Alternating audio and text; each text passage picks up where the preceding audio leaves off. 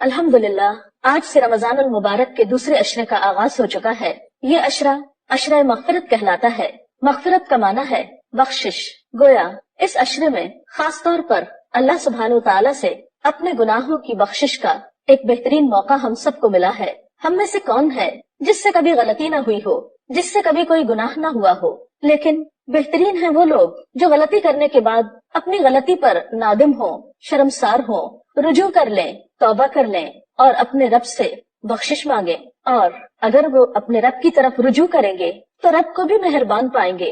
जैसे हजरत आदम अलैहिस्सलाम ने जब अपने रब से रुजू किया तो अल्लाह ताला ने भी अपनी रहमतें उन पर आम कर दी। कुरान पाक में अल्लाह सुब्हानहू तआला फरमाते हैं, कुल या इबादी अल्लज़ीना अस्रफू अला अनफुसिहिम ला तक़नतू मिन रहमतिल्लाह इन्नल्लाह यग़फ़िरुज़्ज़ुनूब जमीआ इन्नहू हुवल गफूरुर रहीम। ए नबी सल्लल्लाहु अलैहि वसल्लम, आप कह दीजिए कि ए मेरे बंदो, जिन्होंने अपनी जानों पर ज्यादती की है, अल्लाह की रहमत से मायूस न हो जाओ। यकीनन अल्लाह सारे गुनाहों को माफ कर देता है, वो तो गफूरुर रहीम है। सूरत अश्शूरा में भी अल्लाह सुब्हानहू तआला फरमाते हैं, वहुवल्लज़ी यक़बलु तौबत अन इबादिही व यअफ़ू अनिस सय्यिआत व यअलमु मा तफ़अलून। और वो अल्लाह ही वो जात है जो अपने बंदों की तौबा कबूल करता है और बुराइयों से दरगुजर फरमाता है।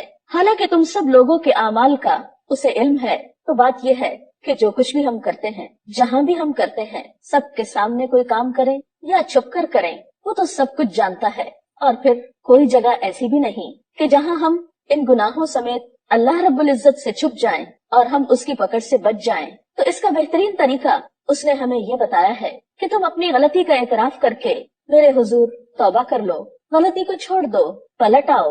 यही रास्ता इंसान के फायदे में है। वो खुद फरमाता है, या अय्युहल्लज़ीना आमनू, ऐ लोगो जो ईमान लाए हो, तूबू इलल्लाहि तौबतन नसूहा, अल्लाह से तौबा कर लो, खालिस तौबा। असा रब्बुकुम अन युकफ्फिर अन्कुम सय्यिआतिकुम, बईद नहीं कि अल्लाह तुम्हारी बुराइयां तुमसे दूर कर दे, व युदखिलकुम जन्नातिन, और तुम्हें ऐसे बागों में दाखिल कर दे, तजरी मिन तहतिहल अनहार, जिनके नीचे नहरें बह रही होंगी। तो गोया गलती करने के बाद अगर कोई शख्स सच्चे दिल से तौबा कर लेता है तो अल्लाह ताला की तरफ से उसके लिए वादा है कि उसकी बुराइयां उससे दूर कर दी जाएंगी और उसे जन्नत के बागों का मुस्तहिक बना दिया जाएगा। और रमजान ये तो है ही सरासर अपने गुनाहों की माफी का मौका।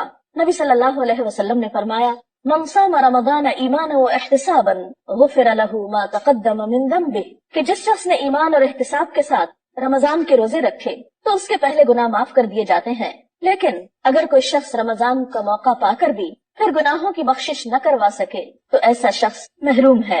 हजरत काब बिन उजरा रज़ी अल्लाह तआला अन्हु कहते हैं कि नबी सल्लल्लाहु अलैहि वसल्लम ने लोगों से कहा, तुम लोग मिंबर के पास जमा हो जाओ। चुनाचे हम सब मिंबर के पास जमा हो गए।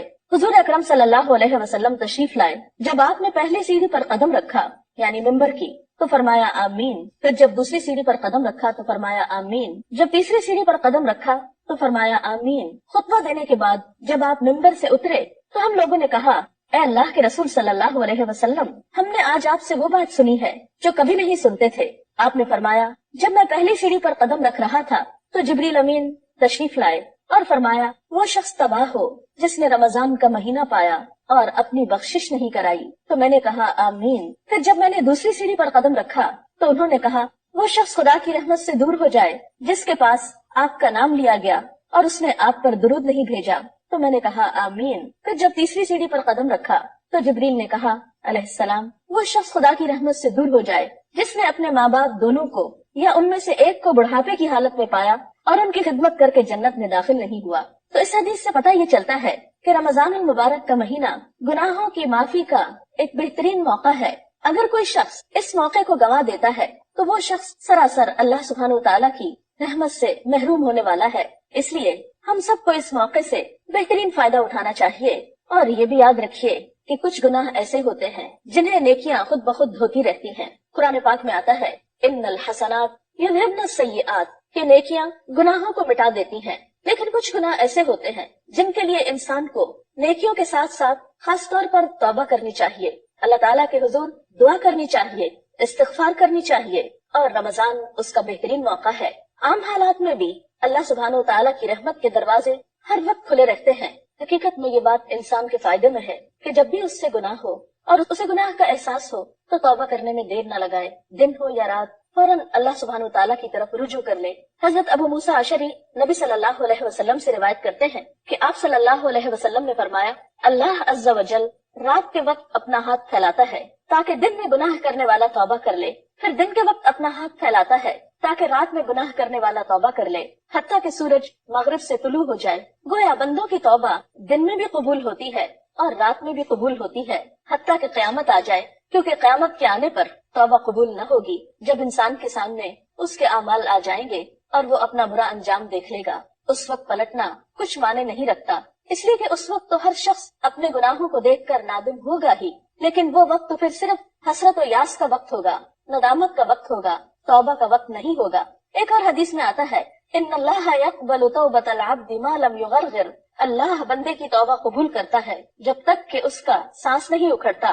توبہ کی شرائط میں سے اہم ترین شرط یہ ہے کہ انسان اپنے گناہ کا اعتراف کرے، کیونکہ اگر کوئی شخص گناہ پر اصرار کرے اور گناہ کو گناہ ہی نہ سمجھے، اپنی غلطی کو غلطی ہی نہ مانے، تو ایسے شخص کے لیے توبہ نہیں۔ حضرت عائشہ رضی اللہ تعالیٰ عنہا کہتی ہیں کہ رسول اللہ صلی اللہ علیہ وسلم نے فرمایا، بندہ جب اعتراف گناہ کے ساتھ توبہ کرتا ہے تو اللہ تعالیٰ اس کی توبہ قبول فرماتا ہے۔ پھر اسی طرح آپ صلی اللہ علیہ وسلم جو کہ گناہوں سے پاک تھے، معصوم تھے، لیکن اس کے باوجود دن میں کئی بار توبہ کیا کرتے تھے۔ نبی صلی اللہ علیہ وسلم نے فرمایا، لوگو اللہ کی طرف توبہ کرو اور اس سے بخشش طلب کرو، بے شک میں ایک دن میں 100 مرتبہ توبہ کرتا ہوں۔ اگر اللہ کے رسول صلی اللہ علیہ وسلم کا حال یہ تھا تو پھر ہمارا اپنے بارے میں کیا خیال ہے؟ حضرت عبداللہ بن عمر کہتے ہیں کہ ہم رسول اللہ صلی اللہ علیہ وسلم کی توبہ استغفار گنتے تھے۔ ایک مجلس میں آپ 100 بار کہتے تھے، رب اغفر لی وتب علی انک انت التواب الغفور، اے میرے رب مجھے بخش دے، میری توبہ قبول فرما، تو یقیناً توبہ قبول کرنے والا اور بخشنے والا ہے۔ توبہ نہ صرف یہ کہ انسان کی آخرت کے لیے مفید ہے، بلکہ انسان کی دنیا کے لیے بھی سکون کا سبب ہے۔ ہم دیکھتے ہیں کہ جب انسان سے کوئی گناہ ہوتا ہے، کوئی زیادتی کا کام ہو جاتا ہے، انسان جب اپنے رب کو ناراض کرتا ہے تو یہ نہیں ہو سکتا کہ پھر وہ مطمئن زندگی بسر کر سکے، وہ پرسکون رہ سکے۔ بھلا اپنے محسن کو ناراض کر کے بھی کوئی خوش ہو سکتا ہے؟ ہرگز نہیں۔ ایسے میں پھر کیا کرنا چاہیے؟ فوراً رجوع کرنا چاہیے۔ گناہ سے دل پہ سیاہ نقطہ پڑ جاتا ہے، بندہ اگر توبہ کر لے تو وہ نقطہ دھل جاتا ہے، اور اگر توبہ نہیں کرتا تو وہ سیاہی پھیلنے لگتی ہے، حتیٰ کہ پورا دل سیاہ ہو جاتا ہے۔ استغفار دلوں کا زنگ دھو ڈالتا ہے۔ حضرت انس سے روایت ہے کہ نبی صلی اللہ علیہ وسلم نے فرمایا، دلوں پہ بھی زنگ لگ جاتا ہے جیسے تانبے پہ زنگ لگ جاتا ہے، اور دلوں کا زنگ دور کرنے والی چیز استغفار ہے۔ تو چمکتے دل کے لیے، پرسکون دل کے لیے، ڈپریشن کے علاج کے لیے، غموں کے بوجھ سے نجات کے لیے بہترین نسخہ استغفار کرنا ہے، کیونکہ اگر ہم اس بوجھ کو لیے رہیں تو یہ دونوں طرح سے ہماری جسمانی اور روحانی صحت کے لیے بہت نقصان دہ ہے۔ ایک شخص آپ صلی اللہ علیہ وسلم کی خدمت میں حاضر ہوا، کہنے لگا، ہائے میرے گناہ، ہائے میرے گناہ، کیونکہ وہ شخص اپنے گناہوں کو محسوس کر رہا تھا۔ اور ایسے لمحات ہر انسان کی زندگی میں آتے ہیں جب اسے اپنے گناہوں کی شدت کا احساس ہوتا ہے، جب اس کے دل میں اپنی زیادتیوں اور اپنی کوتاہیوں پر ایک تڑپ اٹھتی ہے۔ ایسے میں اللہ سبحانہ تعالیٰ نے اس کے لیے رحمت کا دروازہ ہمیشہ کھلا رکھا ہے، یہی تو اس کی رحمت ہے۔ یہ الگ بات ہے کہ ہم اس سے فائدہ نہ اٹھائیں۔ تو آپ صلی اللہ علیہ وسلم نے اس شخص سے کہا کہ یوں کہو، اللہم مغفرتک اوسع من ذنوبی ورحمتک ارجع عندی من عملی، یا اللہ میرے گناہوں کے مقابلے میں تیری مغفرت وسیع ہے اور میرے عمل کے مقابلے میں تیری رحمت کی زیادہ امید ہے۔ اس نے یہ دعا کی تو آپ نے فرمایا، اس کو دہراؤ۔ اس نے دہرایا۔ آپ نے پھر فرمایا کہ اسے دہراؤ۔ اس نے دہرایا۔ پھر آپ نے فرمایا، کھڑے ہو جاؤ، اللہ نے تجھے بخش دیا ہے۔ تو اس سے یہ بات بھی پتہ چلتی ہے کہ اگر مخصوص کلمات کے ساتھ اللہ تعالیٰ سے بخشش طلب کی جائے، اور خصوصاً ان کلمات کے ساتھ جو اس کو پسند ہیں، تو انسان کی بخشش کی امید زیادہ کی جا سکتی ہے۔ وہ کلمات کون سے ہیں؟ وہ کلمات وہ ہیں جو اللہ کے رسول صلی اللہ علیہ وسلم نے ہمیں سکھائے ہیں۔ ان میں سے چند ایک، مثلاً مختصر ترین کلمہ استغفر اللہ، اللہم اغفر لی، استغفر اللہ ربی من کل ذنب واتوب الیہ۔ پھر اسی طرح سید الاستغفار، اللہم انت ربی لا الہ الا انت خلقتنی وانا عبدک وانا علی عہدک ووعدک ما استطعت اعوذ بک من شر ما صنعت ابوء لک بنعمتک علی وابوء بذنبی فاغفر لی فانہ لا یغفر الذنوب الا انت۔ اس کا ترجمہ کچھ یوں ہے کہ اے اللہ، تو ہی میرا رب ہے، تو نے مجھے پیدا کیا، تیرے سوا کوئی معبود نہیں، تو نے مجھے پیدا کیا ہے اور میں تیرا بندہ ہوں۔ میں اپنی استطاعت کے مطابق تجھ سے کیے ہوئے عہد اور وعدے پر قائم ہوں، ان بری چیزوں سے جو میں نے کی ہیں تیری پناہ مانگتا ہوں. مجھ پر تیری جو نعمتیں ہیں میں ان کا اعتراف کرتا ہوں. اپنے گناہ کا اعتراف کرتا ہوں. میری بخشش کر دے, میری مغفرت کر دے کہ تیرے سوا کوئی گناہ معاف نہیں کر سکتا. حضرت شداد بن اوس سے روایت ہے کہ آپ صلی اللہ علیہ وسلم نے فرمایا, جو شخص صبح یا شام یہ دعا پڑھے گا اگر وہ اسی دن میں مر جائے یا رات میں مر جائے تو وہ جنت میں داخل ہوگا. یہ کلمات کچھ زیادہ طویل بھی نہیں, تھوڑی سی کوشش سے انہیں زبانی یاد کیا جا سکتا ہے, اور اگر زبانی یاد نہ ہو سکے تو دیکھ کر بھی پڑھ سکتے ہیں. لیکن یہ یاد رکھیے کہ محض چند عبارتوں کے دہرانے سے بخشش نہیں ہوتی جب تک ہمارا دل اس میں شریک نہیں ہوتا, ہماری نیت اور ارادہ بخشش کا جب تک نہیں ہوتا. تو اس لیے اگر ہم واقعی چاہتے ہیں کہ ہم گناہوں کے بوجھ سے آزاد ہو جائیں اور ہم اللہ رب العزت کے قریب ہو جائیں, ہم اس کے نیک بندوں میں شامل ہو جائیں, اس کی جنت اور اس کی رحمت میں ہمیں پناہ ملے, تو اس کے لیے ضروری ہے کہ سب سے پہلے ہم اپنے گناہوں پر شرمندہ ہوں, پھر عہد کریں کہ آئندہ ہم یہ غلطی نہیں کریں گے, اور اس کے بعد اس سے بخشش کی دعا کریں. تو امید ہے کہ اللہ رب العزت ضرور بخش دیں گے. استغفار کے یہ کلمات آپ دن میں رات میں کسی بھی وقت پڑھ سکتے ہیں, لیکن خصوصاً اگر قبولیت کے اوقات میں پڑھے جائیں تو زیادہ مؤثر ہیں. مثلاً سحری کے وقت, افطار کے وقت, نمازوں کے بعد, اور اس کے علاوہ چلتے پھرتے بھی, کیونکہ استغفار نہ صرف گناہوں کی بخشش کا ذریعہ ہے بلکہ ہر غم اور ہر دکھ سے آزادی کا نسخہ بھی ہے. حدیث پاک میں آتا ہے, من لزم الاستغفار جعل اللہ له من کل ہم فرجا, کہ جو شخص استغفار پابندی سے پڑھے گا اللہ تعالیٰ اس کے لیے ہر فکر سے, ہر غم سے نجات کا راستہ پیدا کر دے گا, اور اس کے لیے ہر تنگی سے نکلنے کا کوئی دروازہ کھول دے گا, اور اس کو وہاں سے رزق عطا کرے گا جہاں سے وہ سوچ بھی نہ سکتا ہوگا. تو اللہ تعالیٰ سے دعا ہے کہ وہ ہمیں توبہ اور استغفار کی توفیق عطا کرے. توبہ, استغفار. اللہ تعالیٰ نے انسان کو پیدا کیا, اس کے اندر خیر اور شر دونوں چیزیں رکھی, پھر اس کو دونوں راستے دکھائے, پھر اس کو آزادی بھی دی کہ وہ چاہے تو بھلائی کے راستے پہ چلے اور چاہے تو برائی کا راستہ اختیار کرے. انسان کو اللہ تعالیٰ نے جس راستے کے لیے پسند کیا وہ خیر و بھلائی کا راستہ ہے, اور اس راستے پہ چلانے کے لیے ہر دور میں پیغمبر بھیجے. سب سے پہلے انسان حضرت آدم علیہ السلام ایک پیغمبر بھی تھے. جب وہ دنیا میں بھیجے جا رہے تھے تو اس وقت اللہ تعالیٰ نے فرمایا, فَإِمَّا يَأْتِيَنَّكُم مِّنِّي هُدًى فَمَن تَبِعَ هُدَايَ فَلَا خَوْفٌ عَلَيْهِمْ وَلَا هُمْ يَحْزَنُونَ, کہ اگر میری طرف سے تمہارے پاس کوئی ہدایت آئے تو جو میری ہدایت کی پیروی کرے گا اس کے لیے نہ خوف ہوگا نہ غم ہوگا. تو گویا خوف اور غم کے علاج کے لیے انسان کو جو نسخہ بتایا گیا وہ اللہ تعالیٰ کی طرف سے آئی ہوئی ہدایت کی پیروی کرنا, یا دوسرے لفظوں میں زندگی گزارنے کا وہ طریقہ اختیار کرنا جو اللہ تعالیٰ کی مرضی کے مطابق ہو. لیکن انسان اس کے لیے اس دنیا میں آنے کے بعد بہت سی آزمائشیں بھی ہیں. انسان کے ساتھ اس کا نفس بھی ہے, شیطان بھی ہے. پھر بسا اوقات انسان کا ماحول بھی ایسا ہوتا ہے کہ جس کے دباؤ میں آ کر انسان اللہ تعالیٰ کا راستہ چھوڑ کر یا اس کی مرضی اور رضا کا راستہ چھوڑ کر اللہ تعالیٰ کی نافرمانی کا راستہ اختیار کر لیتا ہے. ایسا کرنا اس کے لیے نہ دنیا میں فائدے کا باعث ہوتا ہے اور نہ ہی آخرت میں.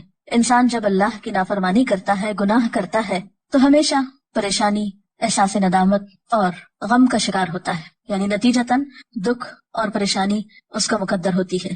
ایسے میں انسان کیا کرے؟ انسان چونکہ فرشتہ نہیں, اس لیے یہ ممکن نہیں کہ اس سے کوئی غلطی نہ ہو. غلطی تو ہوگی کیونکہ انسان ہے, بھول چوک بھی ہے, خواہشات نفس بھی ہیں, تو یہ ہو نہیں سکتا کہ اس سے غلطی نہ ہو. اور انسان شیطان بھی نہیں کہ اس سے کوئی اچھائی نہ ہو اور صرف برائی کرے. نہیں, انسان ان دونوں کے بیچ کی چیز ہے. اب سوال یہ پیدا ہوتا ہے کہ اگر انسان سے انسان ہونے کے ناطے غلطی ہو جائے, خطا ہو جائے, بھول چوک ہو جائے, وہ اللہ کی نافرمانی کا کام کر بیٹھے, تو پھر اس کے بعد کیا کرے؟ دو طریقے ہو سکتے ہیں. ایک تو یہ کہ وہ مایوس ہو جائے, گناہ پر اصرار کرتا چلا جائے اور بالآخر ہلاکت کا شکار ہو.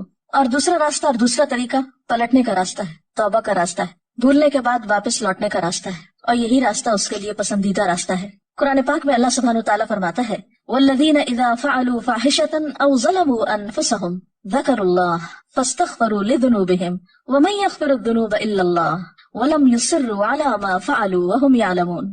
اور اگر کبھی ان سے کوئی فحش کام سرزد ہو جاتا ہے یا وہ اپنے اوپر زیادتی کر بیٹھتے ہیں تو انہیں خدا یاد آ جاتا ہے اور وہ اس سے اپنے گناہوں کی معافی مانگ لیتے ہیں. اور خدا کے سوا اور کون ہے جو گناہوں کو معاف کر سکتا ہو؟ اور وہ جانتے بوجھتے اپنے کیے پہ ہرگز اصرار نہیں کرتے. یعنی گناہ کرنے کے بعد ان کے اندر جب احساس ندامت اٹھتا ہے وہ اللہ تعالیٰ کی طرف متوجہ ہو کے معافی مانگنے لگتے ہیں اور گناہ چھوڑ دیتے ہیں, اس پر اصرار نہیں کرتے. ایسے ہی لوگ اللہ تعالیٰ کے پسندیدہ لوگ ہوتے ہیں. ایک اور مقام پر آتا ہے, ان الذین اتقوا اذا مسهم طائف من الشیطان تذکروا فاذا هم مبصرون. کہ فی الواقع جو لوگ اللہ سے ڈرنے والے ہیں، متقی ہیں، ان کا حال یہ ہوتا ہے کہ کبھی شیطان کے اثر سے کوئی برا خیال انہیں چھو بھی جائے، یعنی برا خیال بھی آئے، گناہ کا ارادہ بھی ہو، تو فوراً چوکنے ہو جاتے ہیں، یعنی تقویٰ کی برکت سے وہ ہوشیار ہو جاتے ہیں، اور پھر انہیں صاف نظر آنے لگتا ہے کہ درست راستہ کیا ہے۔ نبی صلی اللہ علیہ وسلم نے فرمایا، سارے کے سارے انسان خطا کار ہیں، اور بہترین خطا کار وہ ہیں جو بہت زیادہ توبہ کرنے والے ہیں۔ تو توبہ کرنا بندے کے حق میں ایک پسندیدہ عمل ہے۔ قرآن پاک میں اللہ تعالیٰ اپنے پیارے بندوں کی ایک خاص خوبی کا ذکر کرتے ہیں کہ وَبِالْأَسْحَارِ هُمْ يَسْتَغْفِرُونَ، کہ سحری کے وقت وہ استغفار کرتے ہیں، معافی مانگتے ہیں۔ پیغمبروں کے ذریعے بھی بارہا انسانوں کو یہی سبق سکھایا گیا کہ وَاسْتَغْفِرُوا رَبَّكُمْ ثُمَّ تُوبُوا إِلَيْهِ، اپنے رب سے بخشش طلب کرو، پھر اس کی طرف لوٹ جاؤ، واپسی کا راستہ اختیار کرو۔ ان ربی رحیم ودود، بے شک میرا رب بہت رحم فرمانے والا، بہت محبت کرنے والا ہے۔ یعنی ایسا نہیں کہ اگر کسی انسان سے کوئی غلطی ہو جائے تو پھر وہ معاف نہیں کرتا اور ہمیشہ کے لیے وہ اس کی نظروں سے گر جاتا ہے، نہیں، 100 بار بھی اگر کوئی غلطی کرتا ہے اور پھر اس کو احساس ندامت ہوتا ہے، شرمندگی ہوتی ہے اور وہ پلٹتا ہے تو اللہ تعالیٰ اس کو معاف کرتا رہتا ہے۔ ایک حدیث میں آتا ہے ان اللہ یقبل توبۃ العبد ما لم یغرغر، اللہ بندے کی توبہ اس وقت تک قبول کرتا ہے جب تک کہ وہ آخری دموں پہ نہ ہو یا اس کی سانس نہ اکھڑ جائے، یعنی مرتے دم تک توبہ قبول ہوتی رہتی ہے۔ ہاں، یہ الگ بات ہے کہ ایک انسان جب فوت ہو جاتا ہے اور وہ شرک کی حالت میں ہوتا ہے یا کفر کی حالت میں ہوتا ہے یا کسی کبیرہ گناہ کے ارتکاب کی حالت میں ہوتا ہے اور توبہ کیے بغیر مر جاتا ہے، تو مرنے کے بعد جب سزا سامنے آ جاتی ہے، اللہ تعالیٰ کی ناراضگی اور غصہ سامنے آ جاتا ہے، تو پھر توبہ کا موقع نہیں رہتا۔ اس لیے ہمیں کبھی بھی اللہ تعالیٰ کی رحمت سے نا امید نہیں ہونا چاہیے، گناہ کتنا بھی بڑا ہو جائے، غلطی کتنی بھی بڑی ہو، لیکن کبھی مایوسی پاس نہ پٹکنے پائے۔ قرآن پاک میں اللہ تعالیٰ فرماتے ہیں یا عبادی الذین اسرفوا علی انفسہم لا تقنطوا من رحمت اللہ ان اللہ یغفر الذنوب جمیعا انہ هو الغفور الرحیم، اے میرے وہ بندو جو اپنی جانوں پر زیادتی کر بیٹھے ہو، اللہ کی رحمت سے ہرگز مایوس نہ ہونا، یقیناً وہ تمہارے سارے کے سارے گناہ معاف فرما دے گا، وہ بہت ہی معاف فرمانے والا اور بڑا ہی مہربان ہے۔ اور تم اپنے رب کی طرف رجوع کرو اور اس کی فرما برداری بجا لاؤ، وَأَنِيبُوا إِلَىٰ رَبِّكُمْ وَأَسْلِمُوا لَهُ مِن قَبْلِ أَن يَأْتِيَكُمُ الْعَذَابُ ثُمَّ لَا تُنصَرُونَ، اس سے پہلے کہ تم پر وہ عذاب آ جائے کہ پھر تم کہیں سے بھی مدد نہ پا سکو، یعنی آخرت میں جب سزا سامنے آ جائے گی تو کوئی بھی شخص کتنی بھی توبہ کرے، کتنا بھی روئے دھوئے، پھر معافی نہیں ہو سکتی۔ ہاں، جب تک وہ زندہ ہے کتنا بھی بڑا قصور ہے اس کی معافی ہو سکتی ہے۔ اس کا یہ مطلب نہیں کہ انسان جان بوجھ کر غلطی کرنا شروع کر دے کہ معافی تو ہو ہی جائے گی اس لیے جو چاہے میں کروں، کیا معلوم کہ پھر اس کے بعد اس غلطی کے بعد توبہ کا موقع ملتا ہے یا نہیں۔ تو جان بوجھ کر غلطی نہیں کرنی چاہیے۔ اس سلسلے میں ہم دیکھتے ہیں حضرت یوسف علیہ السلام کے ساتھ جو کچھ ہوا، ان کے بھائیوں نے انہیں اندھے کنویں میں دھکیلا اور ان پر چوری کا الزام لگایا اور بہت زیادہ زیادتی کی، لیکن اتنے بڑے قصور کے بعد جب ان کو احساس ہوتا ہے کہ ہم غلط تھے تو وہ فوراً اپنے رب کے حضور معافی مانگتے ہیں اور اپنے والد سے بھی درخواست کرتے ہیں کہ آپ بھی اللہ تعالیٰ سے ہمارے لیے معافی کی درخواست کیجیے۔ یا ابانا استغفر لنا ذنوبنا انا کننا خاطئین، اے ابا جان ہمارے گناہوں کی بخشش کے لیے دعا کیجیے، واقعی ہم بڑے خطا کار تھے۔ اب یہ کوئی چھوٹا جرم نہیں تھا کہ ایک معصوم بچے کو بغیر کسی جرم کے کنویں میں پھینکا گیا اور اس پر چوری کا الزام بعد میں لگایا گیا، لیکن جب احساس ہوا تو پھر توبہ کر لی۔ تو ان کے والد نے بھی ان کے لیے پھر کیا کہا تھا، قال سوف استغفر لکم ربی، کہ میں جلد ہی تمہارے لیے استغفار کروں گا، انہ هو الغفور الرحیم، بے شک وہ بخشش فرمانے والا مہربان ہے، یعنی وہ ضرور معاف کر دے گا۔ اور پھر ایک گناہ ہو یا زیادہ ہو، چھوٹا گناہ ہو یا بڑا گناہ ہو، توبہ کرنے میں دیر نہیں لگانی چاہیے، اور کبھی مایوس ہو کر کہ میرے تو گناہ معاف ہو نہیں سکتے، توبہ میں تاخیر نہیں کرنی چاہیے۔ اس سلسلے میں ہمیں احادیث کی صحیح کتابوں میں ایک واقعہ ملتا ہے، نبی صلی اللہ علیہ وسلم نے پچھلی اقوام کا ایک صحیح واقعہ اپنے صحابہ کرام کو سنایا کہ ایک شخص تھا جس نے 99 قتل کیے تھے، 99۔ تو اتنے قتل کرنے کے بعد اس کے دل میں خیال آیا کہ مجھے اپنے گناہ کی معافی مانگ لینی چاہیے۔ تو وہ کسی عابد و زاہد شخص کے پاس گیا اور اس سے پوچھا کہ کیا میری معافی ہو سکتی ہے؟ تو اس نے کہا کہ تم نے تو اتنے جرم کیے ہیں، تمہاری معافی نہیں ہو سکتی۔ اس نے اس کو بھی قتل کر دی اور یوں پورے 100 کا قاتل ہو گیا، یعنی 100 لوگوں کا قاتل ہو گیا۔ لیکن اب اس کا ضمیر چونکہ بے چین کر رہا تھا، اس کے اندر ایک احساس ندامت جاگ اٹھا تھا، وہ جو اسے کسی پل چین نہیں لینے دے رہا تھا، تو وہ چین سے بیٹھا نہیں، پھر چل دیا، کسی اور کے پاس پہنچا اور اس سے پوچھا کہ کیا میری معافی ہو سکتی ہے؟ تو اس نے کہا ہاں، اللہ تعالیٰ سارے گناہ معاف کر سکتا ہے، بشرط یہ کہ تم سچے دل سے توبہ کر لو اور آئندہ اس غلطی کا ارتکاب نہ کرو، اور اس کے لیے ضروری یہ ہے کہ تم جس ماحول میں رہتے اس کو چھوڑ دو۔ بہرحال اس شخص نے وہ سفر اختیار کیا، ابھی وہ اپنی منزل تک پہنچا نہیں تھا کہ راستے میں ہی اس کی جان لینے کے لیے فرشتے آ گئے۔ اب دونوں طرح کے فرشتے حاضر ہوئے، وہ بھی جو نیک لوگوں کی روح لیتے ہیں اور وہ بھی جو برے لوگوں کی، وہ آپس میں جھگڑنے لگے۔ بہرحال فیصلہ یہ ہوا کہ زمین کو ناپ لیا جائے اگر اس کے منزل تک پہنچنے میں فاصلہ کم رہتا ہے تو پھر نیکی کے فرشتے اس کی روح نکالیں۔ بہرحال پتہ یہ چلا جب زمین ناپی گئی کہ صرف ایک بالش کا فرق تھا، وہ فاصلہ کم تھا جہاں تک اس کو جانا تھا، یہ نیک لوگوں کی مجلس میں، تو اس کو اللہ تعالیٰ نے نیکی کے فرشتوں کو حکم دیا کہ وہ اس شخص کی روح نکالے، اور اس طرح اس کا انجام ایک بہترین انجام ہوا توبہ کرنے کی بنا پر۔ تو اس سے یہ بات پتہ چلتی ہے کہ انسان خواہ کتنا بھی بڑا مجرم ہو، اسے کبھی مایوس نہیں ہونا چاہیے۔ اس کے رب کی رحمت ہر چیز پر چھائی ہوئی ہے، وہ ہر گناہ معاف کر سکتا ہے، وہ بڑے سے بڑا گناہ معاف کر سکتا ہے، بس شرط یہ ہے کہ انسان گناہوں کا اقرار کرے اور معافی مانگے اور رب کی طرف رجوع کرے۔ سورۃ شورى میں آتا ہے وَهُوَ الَّذِي يَقْبَلُ التَّوْبَةَ عَنْ عِبَادِهِ وَيَعْفُو عَنِ السَّيِّئَاتِ وَيَعْلَمُ مَا تَفْعَلُونَ، وہی ہے جو اپنے بندوں کی توبہ قبول کرتا ہے اور ان کی خطاؤں کو معاف فرماتا ہے، اور وہ سب کچھ جانتا ہے جو تم کرتے ہو۔ اور یہ ایک حقیقت ہے کہ اللہ کے سوا کوئی اور ہے نہیں جو انسان کو معاف کر سکے۔ نبی صلی اللہ علیہ وسلم نے بھی فرمایا، لوگوں خدا سے اپنے گناہوں کی معافی چاہو، اس کی طرف پلٹ آؤ، مجھے دیکھو میں دن میں 100 بار خدا سے مغفرت کی دعا کرتا ہوں۔ حالانکہ آپ سب جانتے ہیں کہ نبی صلی اللہ علیہ وسلم معصوم تھے، گناہوں سے پاک تھے، لیکن جب ان سے پوچھا گیا کہ آپ اس کثرت کے ساتھ استغفار کیوں پڑھتے ہیں تو آپ نے فرمایا کہ افلا اکون عبدا شکورا، کیا میں اللہ کا شکر گزار بندہ نہ بنوں؟ کیونکہ اگر انسان سارا وقت اللہ کی نعمتوں پر شکر ادا کرتا رہے تو بھی حق ادا نہیں ہو سکتا، تو اس وجہ سے آپ کثرت کے ساتھ استغفار کیا کرتے تھے۔ اور اس میں دراصل ہمارے لیے ایک بہت بڑا سبق ہے کہ ہم زیادہ سے زیادہ استغفار کو اپنا شیوا بنائیں، کیونکہ استغفار کا فائدہ صرف یہی نہیں کہ انسان کے گناہوں کی معافی ہو جاتی ہے، بلکہ استغفار کا فائدہ یہ بھی ہے کہ انسان کی اور بہت سی مشکلات حل ہوتی ہیں۔ جیسے کہ ایک حدیث میں آتا ہے من لزم الاستغفار، جس نے پابندی کے ساتھ استغفار پڑھا، جعل اللہ لہ من کل ہم فرجا، اللہ اس کے لیے ہر غم سے، ہر ہم سے نکلنے کا راستہ بنا دیتے ہیں۔ یعنی ہر مشکل سے نکلنے کا وظیفہ ہے استغفار۔ جہاں آپ سمجھیں کہ کوئی مشکل ہو رہی ہے، کوئی کام اٹکا ہوا ہے، فوراً استغفار شروع کر دیں۔ اور طریقہ کیا ہے؟ یا ایھا الذین آمنوا توبوا الی اللہ توبۃ نصوحا، اے لوگوں جو ایمان لائے ہو، اللہ کے آگے سچی اور خالص توبہ کرو۔ یعنی توبہ کا طریقہ کیا ہے کہ انسان سچے دل سے توبہ کرے۔ عسیٰ ربکم ان یکفر عنکم سیئاتکم، امید ہے کہ تمہارا رب تمہاری خطائیں تم سے دور کر دے گا۔ ویدخلکم جنات تجری من تحتها الانہار، اور تمہیں ایسے باغوں میں داخل کرے گا جن کے نیچے نہریں بہ رہی ہیں۔ گویا استغفار کے بعد انسان گناہوں سے اس طرح پاک ہو جاتا ہے گویا اس نے گناہ کیا نہ ہو، لیکن اس کے لیے کچھ شرائط ہیں۔ نمبر 1، انسان اپنے گناہوں کے احساس سے شرمسار ہو۔ نمبر 2، آئندہ گناہ سے بچنے کا ارادہ کرے۔ نمبر 3، آئندہ زندگی میں زیادہ سے زیادہ نیکیوں کی کوشش کرے۔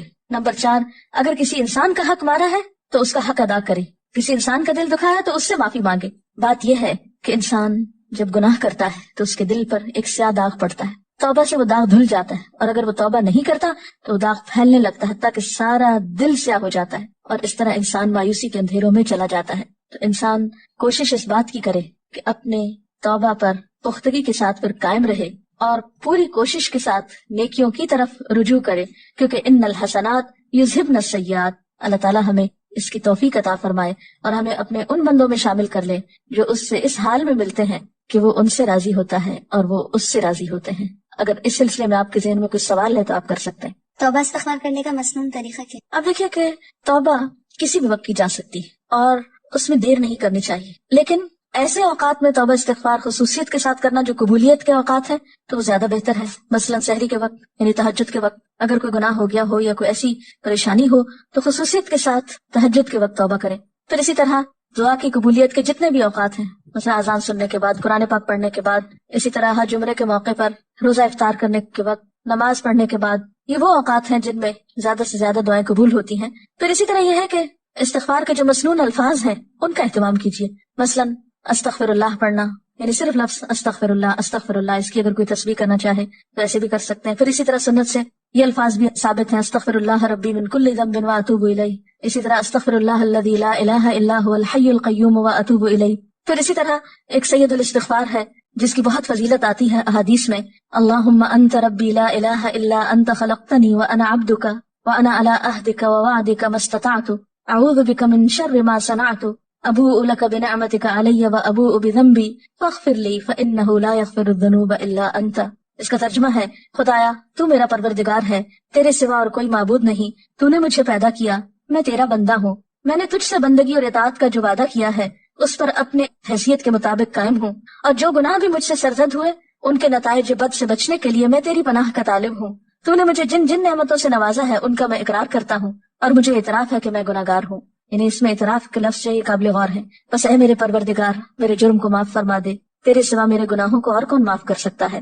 اس استغفار کا یہ فائدہ بتایا جاتا ہے، نبی صلی اللہ علیہ وسلم نے فرمایا جو شخص صبح کے وقت یہ الفاظ پڑھتا ہے اگر شام سے پہلے اس کی ڈیتھ ہو جاتی ہے تو انشاءاللہ وہ جنت میں جائے گا، اور اسی طرح شام کو پڑھنے والا صبح تک اللہ کی حفاظت میں ہوتا ہے.